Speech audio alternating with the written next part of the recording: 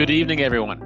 Thanks for joining for this fourth and final webinar on ORC scoring. Want to just start off real quickly with a few thank yous. Firstly, I want to thank my fellow panelists. We have 5 esteemed panelists this evening. Thank you to my fellow volunteers, Larry Fox and Matt Gallagher, each of whom has too many no-pay jobs to mention, but we're happy to give back. And thank you in particular to Chris Tutmark and Jim Teeters from the offshore office. And I'd like to include Sydney Howe in that as well, who's not with us this evening. But all 3 of them have been doing really terrific work. I had to go over from Matt as chair of the offshore division, and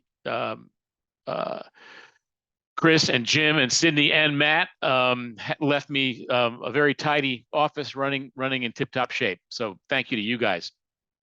Quickly, I'd also like to thank Kevin Foote of Chicago Yacht Club, who helped organize all of this. Thank Kate Summers, STC media person.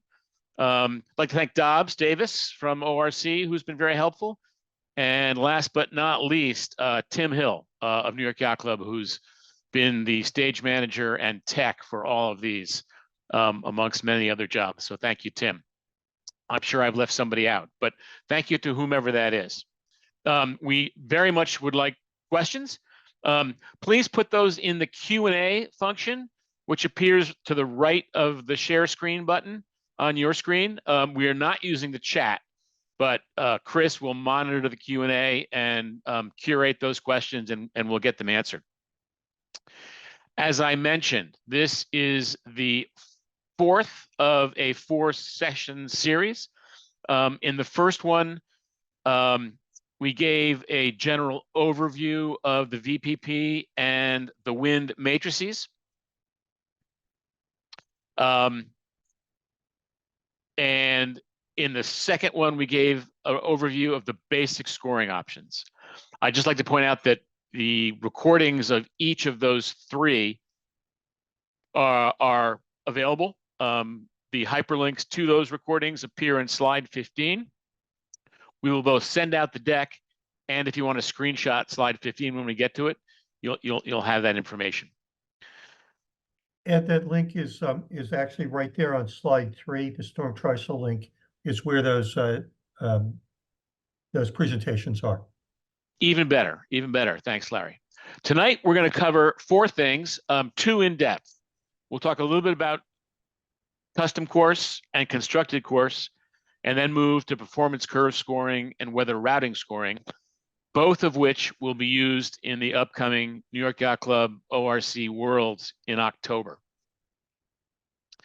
Let me just say about the VPP. Any VPP rule requires a wind matrix to be used. You need to set the VPP into the context of a matrix composed of true wind angles and true wind speeds. So there is a, if you will, tyranny of the wind matrix to all of this. And the Holy Grail is pursuing how accurately you can make that wind matrix reflect the conditions that the boats actually sailed through. 2 seasons ago, I think I've got that right, with respect to the speed portion of the matrix, we had a single number matrix and a triple number matrix, a variable number, which is intended to account for boats' differing performance under different conditions. Triple number did some of that. We here in the States asked the ORC for 5 bands, believing that would be both more fidelity to the conditions the boats actually sailed through and easier for race officers to use. Both of those things seem to have been true. The sophisticated advanced scoring systems, we believe, continue that continuum, and we'll talk about those and hope you feel the same way, particularly after you've used them. We went from 3 to 5. We'll now go to the advanced, and I believe everyone will find, given enough time and understanding, that progress continues. So the other thing about the advanced scoring systems is they attempt to objectify both the true wind angle and the true wind speed values. In other words, take it out of the hands of the race committee and put some objective criterion against it. Okay, great. Next slide, Larry. Very briefly, custom course essentially is the wind matrix. These courses are constructed for particular races, and the wind matrix is predetermined based on historical data. The Chicago Mac race over the last 20 runnings has exhibited these average percentage true wind angles and percentage true wind speeds. I might ask Matt to make a comment about that in a minute from Chicago. If the race is a typical race, it's going to do great, but it is static. You can't change it. It doesn't change. It's predetermined and locked in. It's been culturally well received, I think, by the races that use it. Matt, want to make a quick comment about what you all have found at Chicago with respect to the Mac? Yeah, Ed, happy to. So we've been using custom wind mixes for quite some time, predating ORC. When we were an ORR race, we used it. Jim was very instrumental in helping develop those along with Chris Bedford, where we basically took historical wind data and determined buckets, essentially three major buckets, mainly upwind, mainly downwind, or all-purpose, all of which combine certain percentage of upwind, certain percentage of downwind, different percentages. They've been well received. They're easy for racers to understand. Inevitably, people complain afterwards, of course, whoever doesn't win complains, because they're a course tool. They are a course tool. We have to predict based on weather forecasts before the race what the average conditions are going to be over a 300-mile course. These are generally used in the Great Lakes and in Texas. I think the Harvest Moon Regatta does it too. Those are shorter offshore races. I mean, the Chicago Max 300 miles, Bayview Max 250. And so they are well received here, but not universally loved. I think we'll put it that way. Okay, that's super feedback. Larry, next slide. And tell us about the constructed course option. Okay, so we want to make clear up front that we're going to use constructed course tonight in two different ways. We're about to talk about it in its pure sense, and in a little bit we're going to talk about it as a mechanism to support PCS.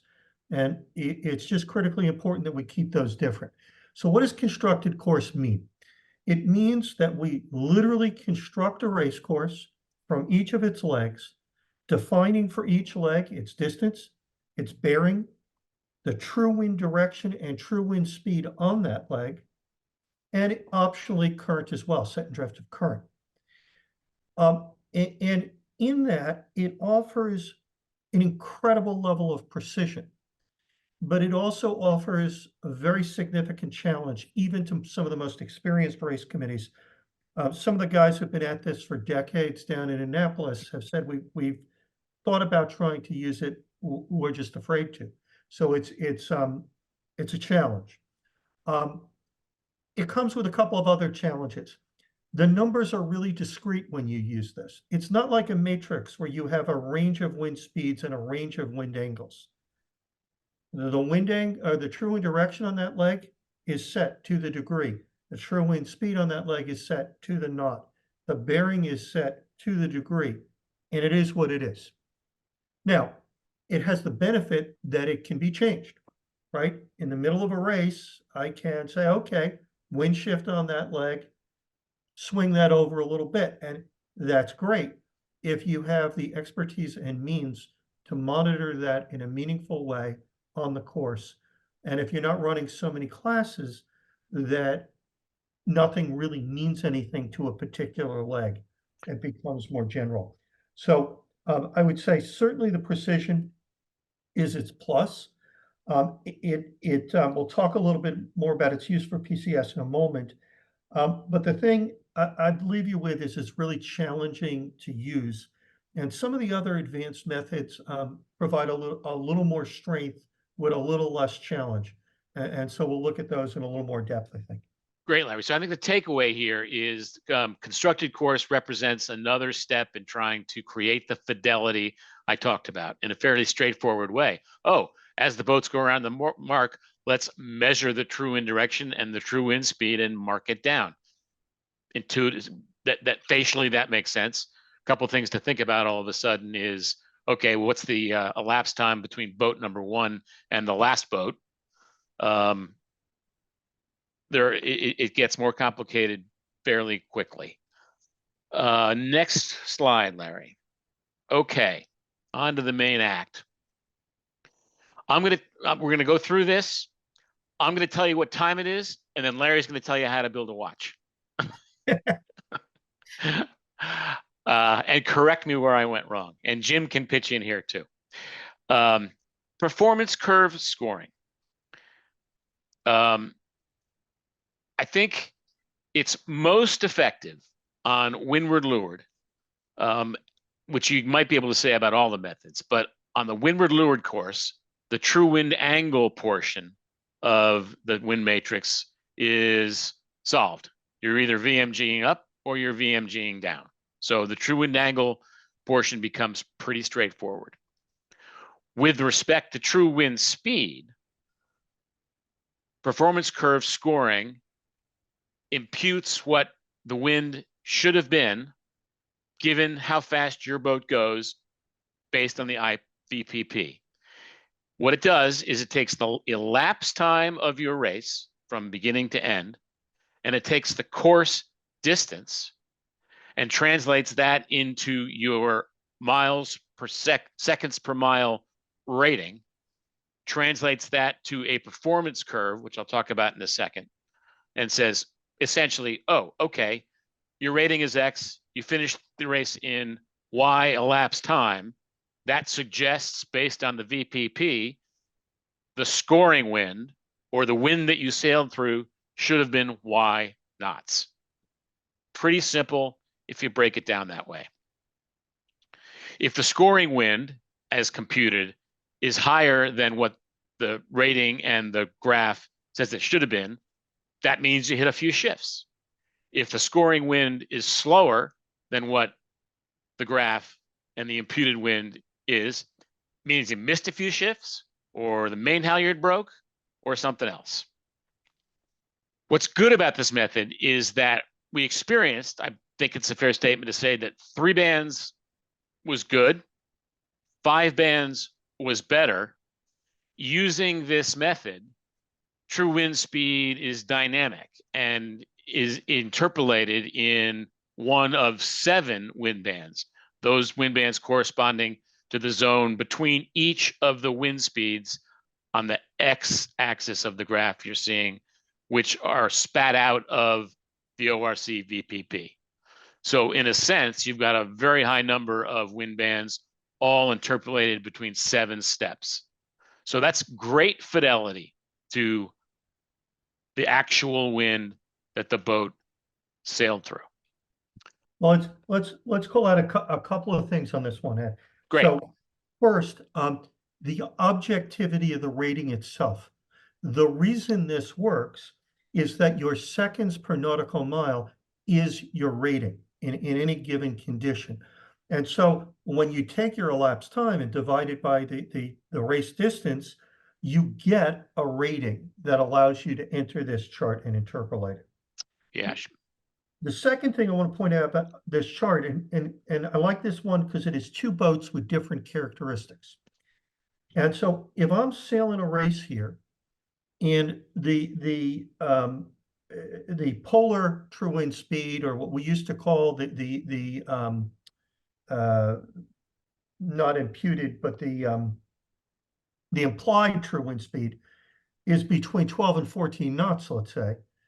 The characteristic of my polar curve below 12 and above 14 becomes irrelevant. The data that's coming into my performance in that race is only those 2 data points and the interpolation in between them. That's the way the process works.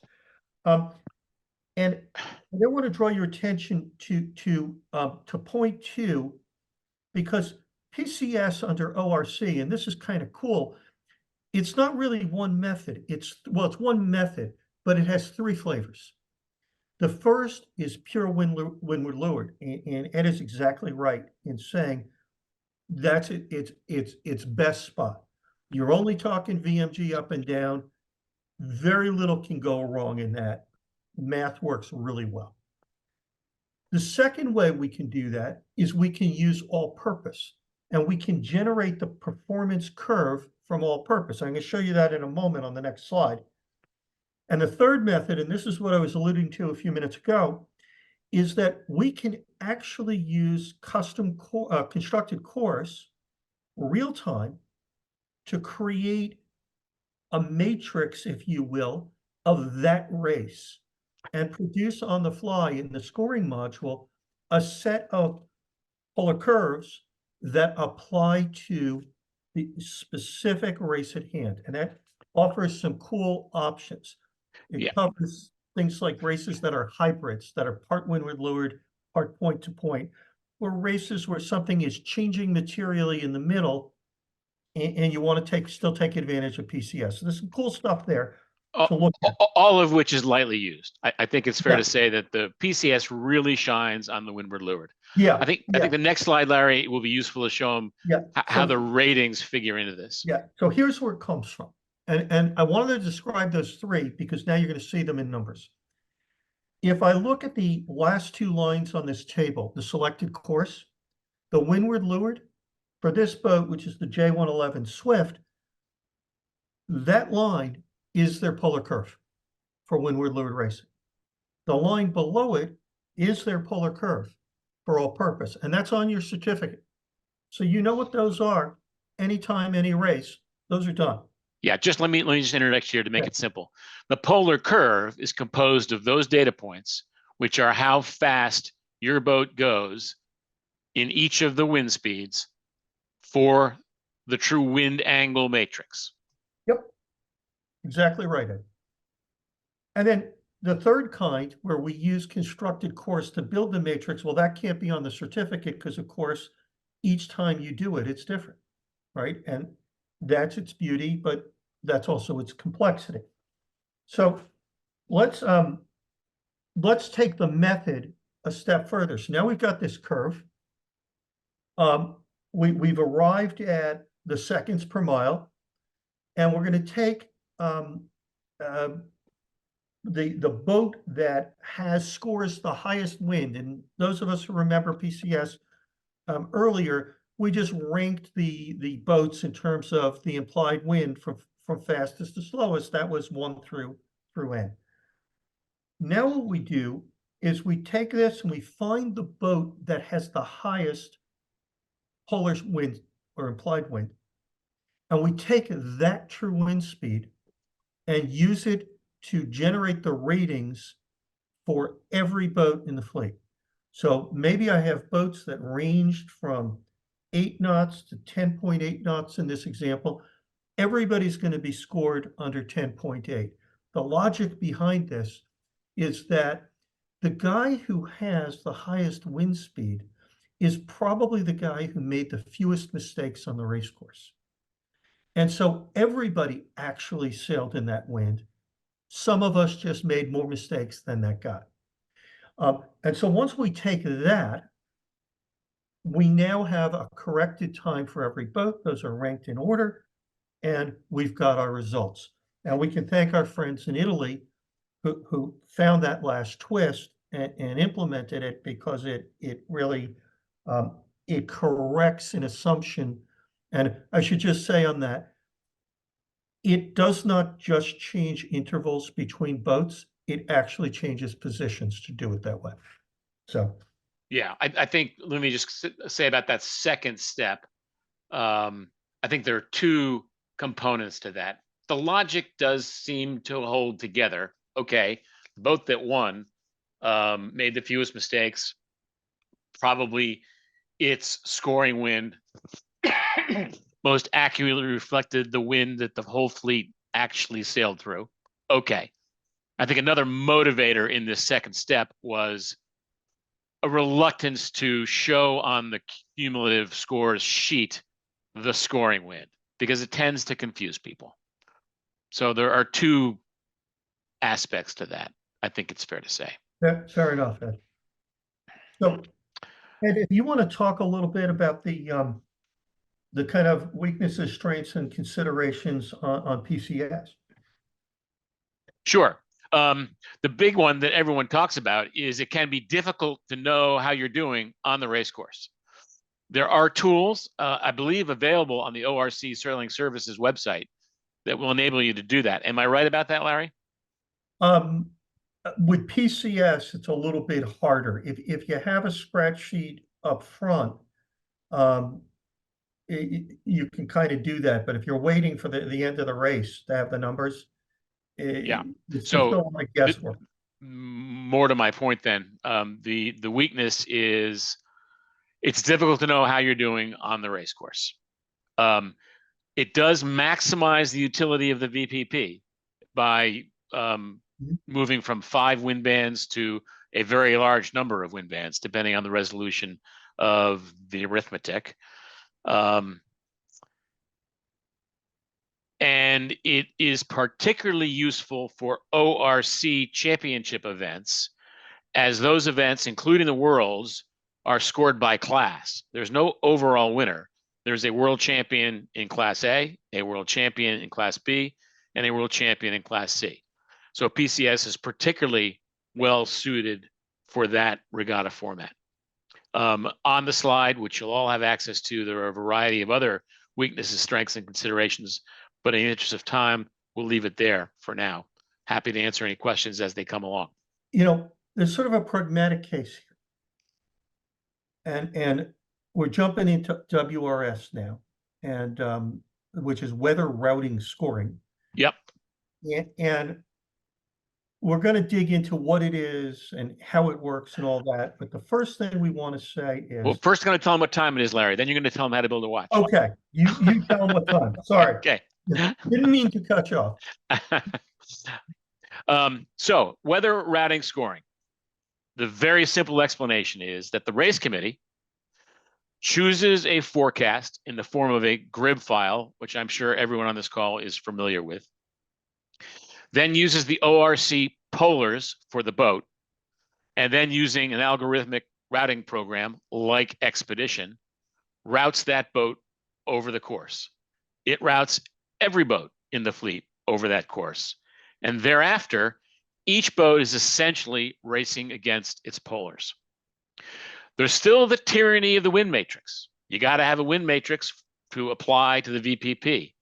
But in the case of weather routing scoring, it's dynamic in both spatial and temporal resolution. It's dynamic in time because the grid file moves through time steps. It's dynamic in spatial relationships because the boat is racing through the ocean on its routed, optimized course. So it should provide great fidelity to the wind that the fleet actually raced through. There are some caveats to that.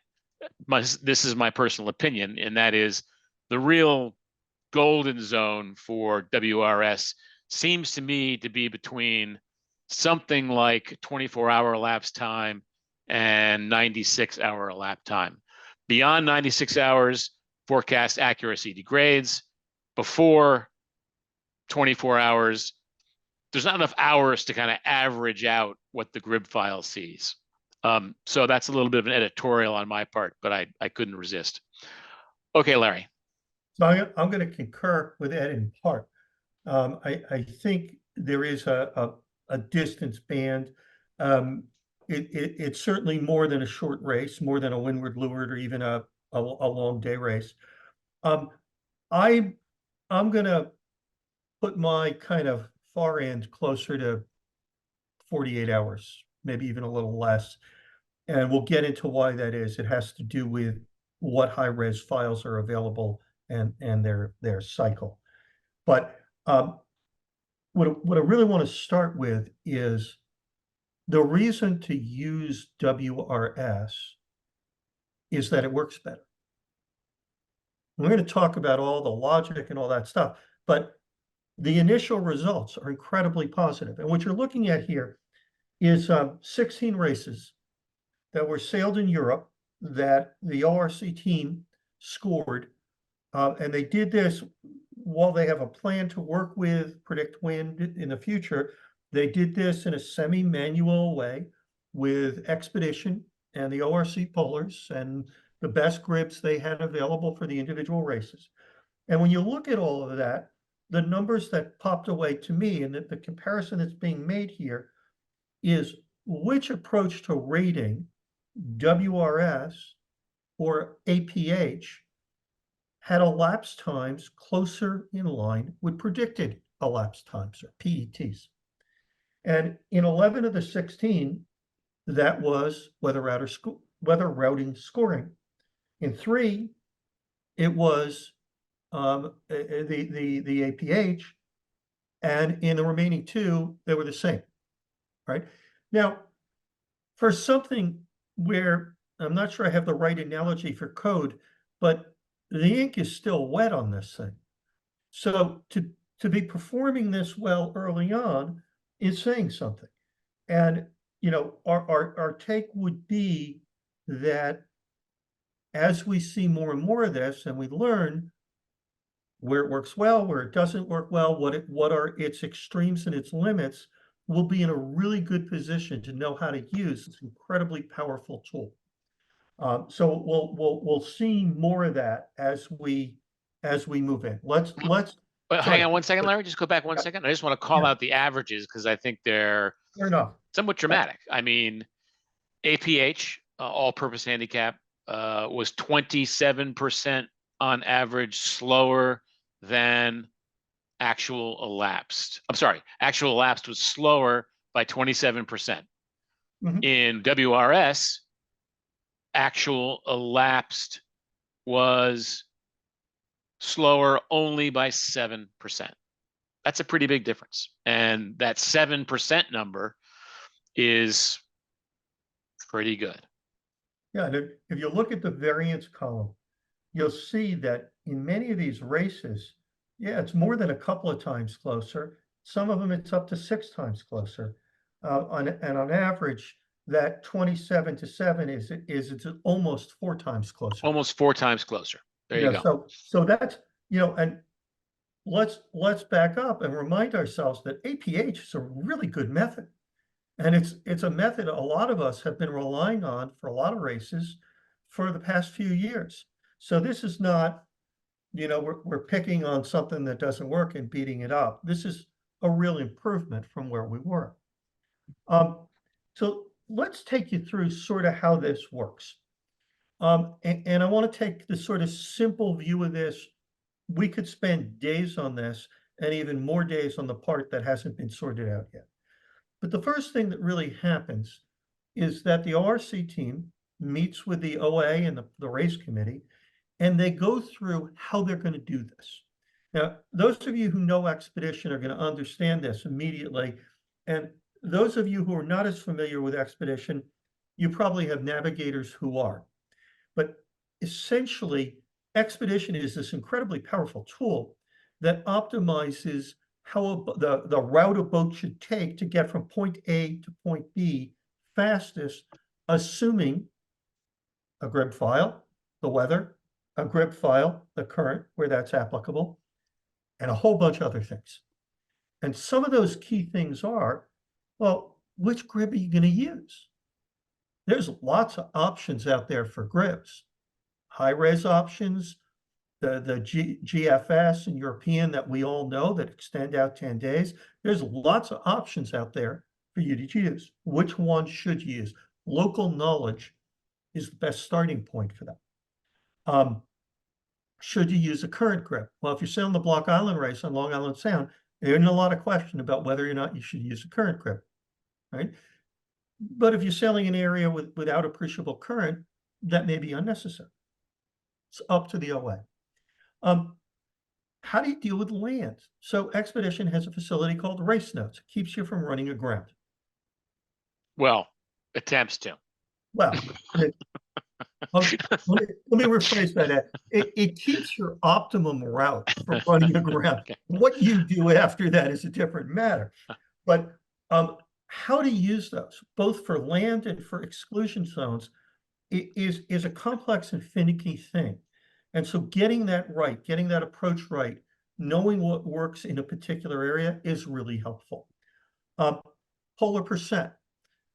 In these tools, you can distinguish between your performance polars, 100% of what I should do, and your nav polars, whatever you choose. What are we going to choose for this? And, you know, and most importantly, I suspect, is when we're going to pull the file. So, you know, the grips, depending on what they are available hourly, every 3 hours, every 6 hours. What are you using? When are you taking it? Because from the time you take it, you have to generate the routing, you have to generate the ratings, you have to produce your scratch sheet and be ready for the race. So a lot of stuff going on in the background there. Competitors don't have to worry about it. Right. And I think the takeaway there, Larry, is best practices for tweaking all of these variables will emerge as we use the system more and more. Absolutely. And there's a really good success story. The Straits race they just ran up in Vancouver, I think a week and a half ago, that they used this for, and both the OA and the competitors appeared very happy with it. So we generate the grid file, we run the ratings. There is an interface built between Expedition and the ORC score that simplifies some of this. And through that interface, we calculate the TOD ratings, and that gives us we do that by dividing the predicted elapsed time by the distance. The result is the single number rating under WRS for that race, right?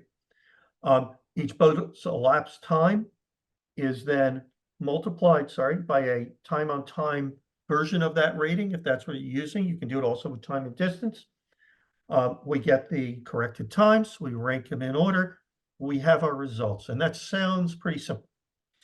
And there are maybe a few more things to think about, but just before we leave this slide, and Ed alluded to this, the rating you generate from WRS is essentially a weighted average that is using the predicted winds on your optimum route as your wind matrix, right? That's the transition, and that's why all those steps up to WRS are so important, because it builds on what we've been doing all along, just with a lot more precision. And some other cool features, which I think Ed's going to talk about right now, and some of the strengths and yeah.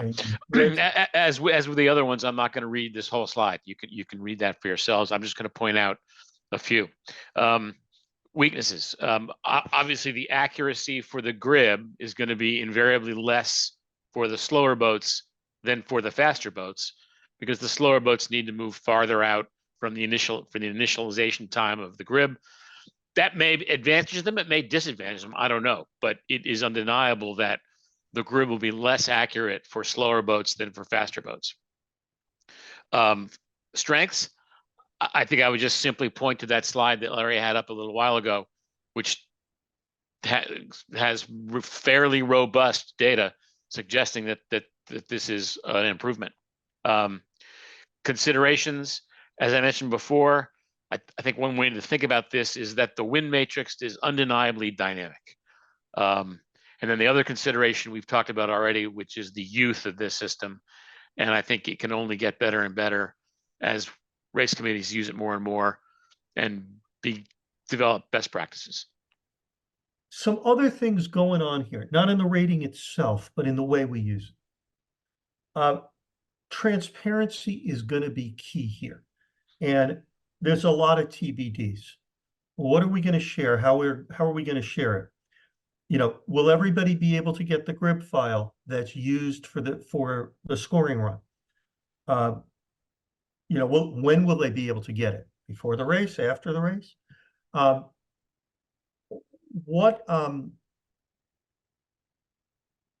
does the competitor understand the parameters the OA set for that race? just to understand what they're doing and what they're sailing against.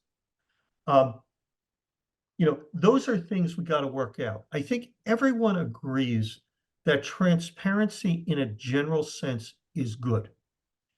The one thing that we've seen as a decision so far is the intent is not to share the optimum routes themselves. That's just going to run in the black box, and it's going to produce a number. You run your own optimums on your own parameters, because after all, you're trying to beat the rating that the system generated for you. We have a question. It's really not specific to WRS, but what happens when our best intentions confront reality? It's like Mike Tyson says, everybody has a plan until they get punched in the face. So you get out there and your southerly is coming from 010. What do? And the key here is that ORC, and specifically ORC in North America, has anticipated in a general sense that possibility. And it gives the race committee the option to change its mind. Now, let's be real. If you've gone to the effort of setting up WRS for a race, you're going to be really reluctant to change it. But the point is that you can. Well, if the situation is such that the race committee says there is no way we can get a fair race out of this, it's exactly what they do. Got to put the right language in the NOR to make it clear what you're going to be able to do, because it's part of the race management guide. It is not part of the ORC rule. So we need to be clear about it. Let me interrupt for 1 second, just answering a question on the fly here. Matt's alluded to it, but if folks will put their email address in the chat, I take back what I said before. If you put your email in the chat, it will be collected and we'll send you the deck. The last thing I'd say, and this is on behalf of my race committee member friends, time is better spent in the bar than in the protest room. And so one of the most important things got to do with this, along with every other,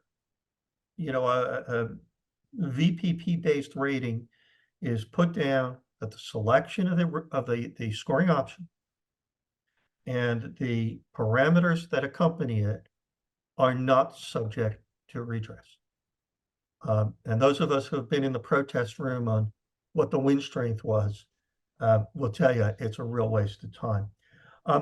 Last thing I want to leave you with on this is what we're doing in 24.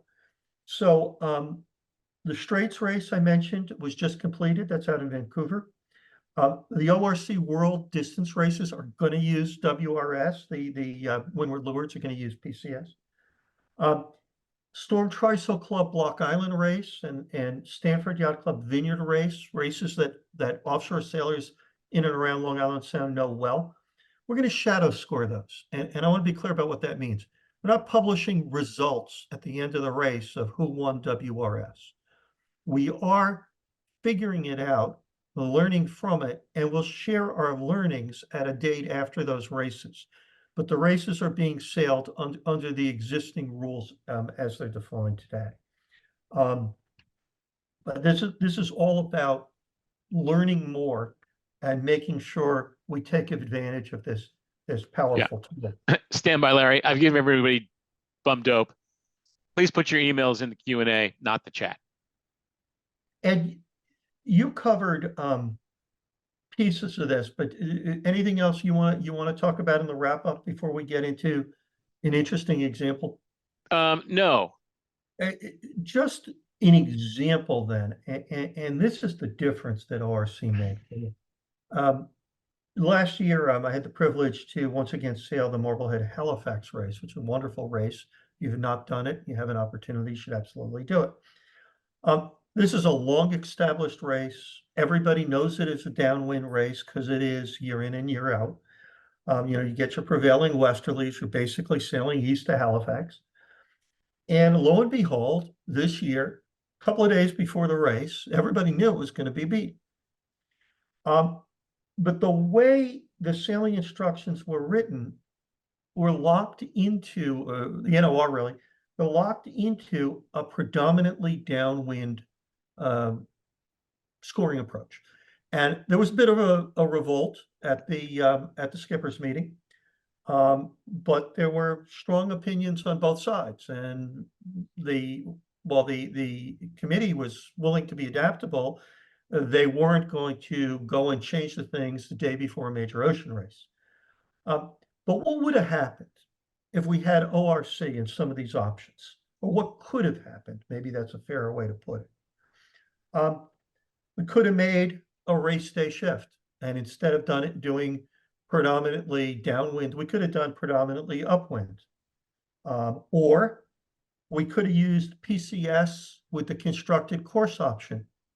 Basically, a straight line course with a couple of bends, easy to break it up into legs and talk about what each of those are, easy to generate PCS for that, if that were the choice.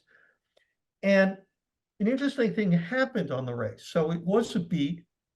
And then for the boats who really got out, the big guys, it became kind of a close reach for a long while. And they finished before the wind died and it became a run. You think about what WRS does really well. It would have said, well, okay, I can see that this boat is going to finish before that wind dies, before this happens, and their rating will reflect that. But I can also see that a bunch of the smaller, moderate-sized boats are going to be sailing in very light breeze. And we're talking about 6 hours of 2 knots, give or take. So ORC in general, ORC WRS in particular, would have offered a whole bunch of options that could have made that race a lot fairer. And this is not me being a spoiled sport, because we finished second overall and won our class. So it certainly isn't from that, but from the standpoint of having a fair race for the whole fleet, I think there's a lot to offer here, a lot to explore, a lot to learn. And I think we're all going to see this in our future. And I think the last thing I'll leave you with is, as this works well and people get used to it and like the way it produces results, we're going to see an increase in participation. And all this work all of us do around rating rules is all about getting more boats on the line because they think they have a fair shot and want to invest their time and effort in that race. So love it if there's some questions, and I'll turn it back to you, Ed, to guide us through the end. Okay, I think we are close to the end if there are no more questions, but we'd love more if there are some. Ed, if there are no questions, we either did a horrible job of explaining. I know, it's very uneasy. It's when the drums stop, you need to worry. Yeah. Anything from our rating office before we sign off? Thank you, guys. This is Jim. I thought your explanations were very simple and very lucid. By simple, I don't mean they were too simple, but I think it's always difficult to find the balance of explaining complexity, but not getting into it too deeply. So I think from my point of view, having done this for most of my life, I think you gave very appropriate explanations for the audience at hand. Glad to hear it. Thanks, Jim. I think as a final comment, as a convert, if I would have stuck with IRC. So I'm a convert, and I think the more we learn and the more we use, we're going to like this better and better. And I'm just going to draw people's attention to the last 2 slides here. We're not going to cover them, but these are links to some of the key ORC documents. And in particular, those last 2 on slide 15 without pictures, that is the race management guide that a lot of people on this call have done a lot of work to make a powerful document, helpful to understanding ORC and for OAs to run races. And also the scoring option overview that covers the scoring options that specific to the USA and Canada, which are a bit more far-reaching than some of the other ORC regions. So that's all there. It's all good stuff. It's worth reading. And when you have questions, find any of us at the bar. This we'll be happy to talk about. Yeah, I'm glad you put that up, Larry. And folks who've asked the deck will have those hyperlinks. There's a lot at the ORC website and under sailor services. And finally, I think I would just say that the ORC has been very receptive to suggestions and requests from the North American fleet. I believe we are the fastest growing fleet under the rating system at the moment. So we'll just keep moving forward. Looking forward to seeing everyone on the water. With that, I think we're done for the evening. Thank you to all the participants in this one and all the rest. I hope we're getting the word out there. And once again, look forward to seeing you on the water. Thanks, everybody. Good night, everyone.